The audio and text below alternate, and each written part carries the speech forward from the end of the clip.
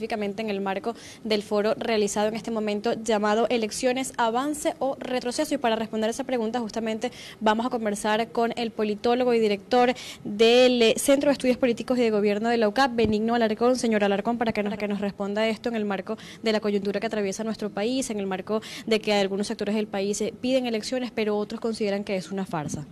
Bueno, buenos días ante nada y muchísimas gracias por estar cubriendo nuestro evento. Bueno, fundamentalmente lo que queremos a través de este evento es dar respuesta a la pregunta sobre si debemos ir o no debemos ir a elecciones, ¿no? Y obviamente esto no es una respuesta fácil, hay un enorme dilema entre si ir a una elección termina legitimando un proceso que no es justo, que no es una elección democrática, o si por el contrario ir a una elección abre alguna ventana de posibilidad para nosotros poder avanzar hacia la democracia. Nosotros creemos básicamente que esto depende en buena medida de lo que hagamos los que queremos democracia. O sea, no es simplemente una pregunta de sí o no, sino depende de cómo seamos capaces de construirnos esas condiciones para ir hacia ese proceso. Y algo que hay que recordar y que es fundamental recordar es que una parte muy importante de las transiciones políticas en el mundo, incluso en regímenes mucho más cerrados, mucho más autoritarios que el venezolano, se lograron a través de procesos electorales. Y básicamente, ¿por qué? Porque en el siglo XXI, ya era imposible en el siglo XX, pero en el siglo XXI es mucho más difícil hacer un fraude electoral. Fundamentalmente porque existe la tecnología, existen los mecanismos, existen las herramientas para poder saber cuando estamos en presencia de un fraude electoral. Simplemente veamos lo que pasó en tiempos recientes en Bolivia, donde básicamente trató de taparse un resultado electoral y todo el mundo supo básicamente que el resultado no era el que oficialmente se estaba tratando de imponer.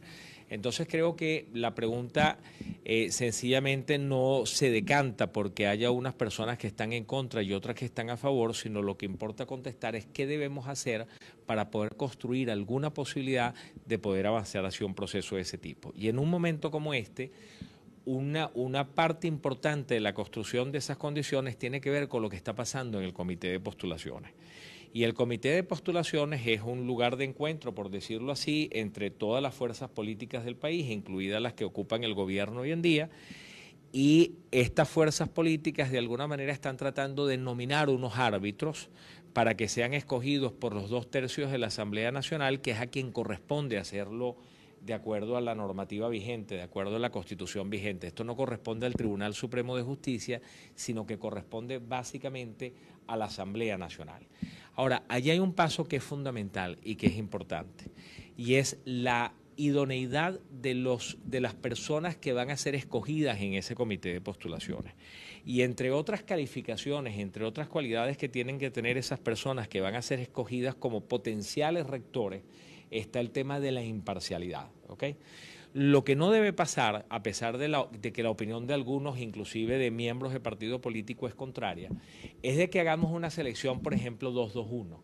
Una selección donde la oposición pone 2, el gobierno pone 2 y resulta que entre todos terminan escogiendo a uno, que se supone que es de la confianza de ambos bandos. ¿Por qué esta no es una fórmula adecuada?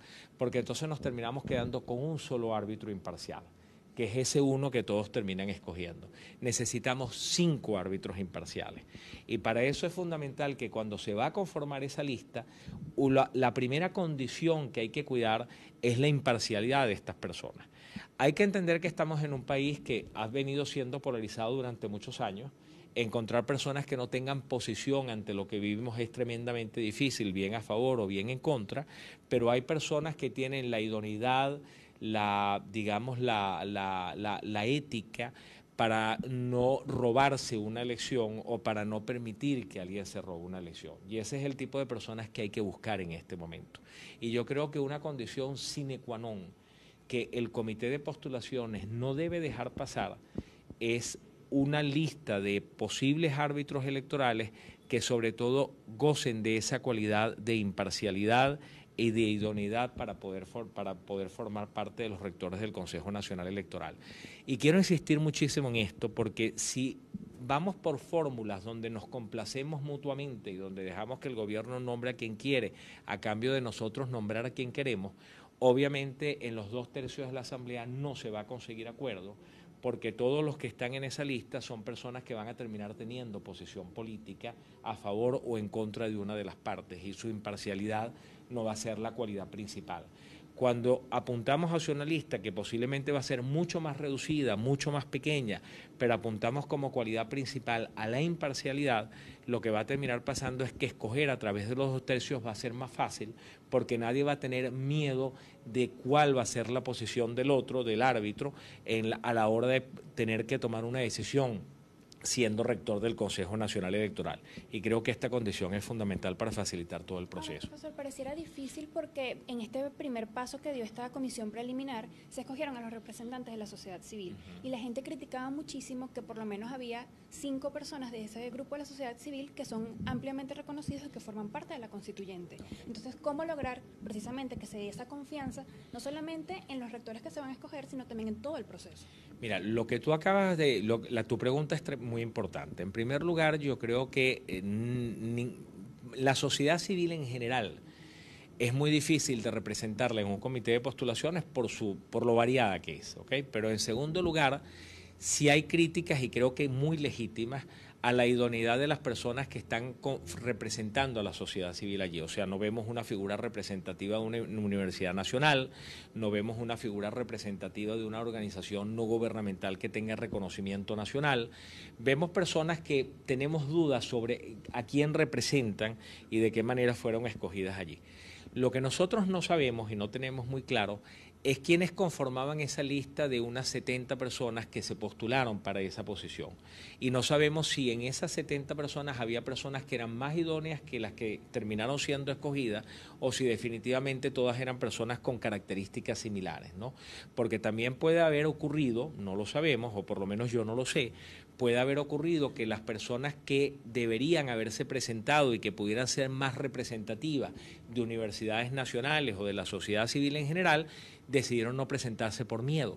El miedo termina siendo un inhibidor en todo este proceso, y quizás los que se presentaron han sido personas como las que han sido escogidas.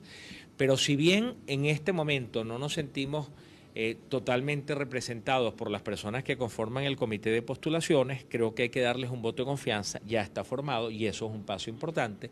Y por el otro lado, creo que lo que hay que hacer es ahora tratar de alguna manera de no cometer un error adicional, permitiendo que las personas que conformen la lista de posibles rectores del Consejo Nacional Electoral sean personas que no sean idóneas para esto. Entonces creo que el gran debate, la gran discusión se debe dar en el comité de postulaciones. Si en el comité de postulaciones asumimos una actitud de complacencia, donde yo no veto los tuyos para que tú no vetes los míos, lo que va a terminar sucediendo es que al llegar a la plenaria de la Asamblea nunca se va a poder tomar una decisión. Y lo que es peor todavía, si esas personas no idóneas no terminan siendo escogidas en la Asamblea Nacional y eso se utiliza como justificación para que el Tribunal Supremo de Justicia tome la decisión, el Tribunal Supremo de Justicia podrá escoger a 3 personas, a 5 personas no idóneas, o a 3 personas, si los rectores que se van a terminar escogiendo son 3, que es una discusión también que hay sobre la mesa, si van a ser 3 o 5, en principio 3 necesariamente tienen que ser escogidos, algunos quieren que se cojan todos, pero ese acuerdo no está y veo muy difícil que se llegue a ese acuerdo, pero la realidad es que si al Tribunal Supremo de Justicia llega una lista donde están personas que no son imparciales, personas que están totalmente identificadas con una posición política, le estaremos regalando al Tribunal Supremo de Justicia la posibilidad de escoger de esa lista a quien quiera. Entonces, y no podremos decir, es que esos no son imparciales, porque al final el Tribunal Supremo de Justicia dirá, la lista la hicieron ustedes, el comité de postulaciones presentó esta lista y yo simplemente escogí de esta lista. Ahí hay otra razón fundamental para que las personas que conformen esa lista sean las personas idóneas. Pero, profesor, sin embargo, hay una disyuntiva en la población, unos quieren ir, no ir, incluso lo vemos desde la Asamblea Nacional del presidente Guaidó. Él ha dicho públicamente que no quiere participar, pero envía diputados a ese comité de postulaciones. ¿Qué lectura darle a esa situación y a la ciudadanía? Mira, yo creo que la decisión entre ir o no ir a un proceso electoral no está tomada. Yo creo que eso es un debate entre el sector político en este momento. Creo que hay posiciones distintas, con buenas argumentaciones todas, pero creo que lo que hay que tomar en consideración no es si nosotros vamos a ir bajo las condiciones ideales, porque seguramente nunca las vamos a tener, sino que es lo que podemos hacer bajo condiciones que no van a ser ideales.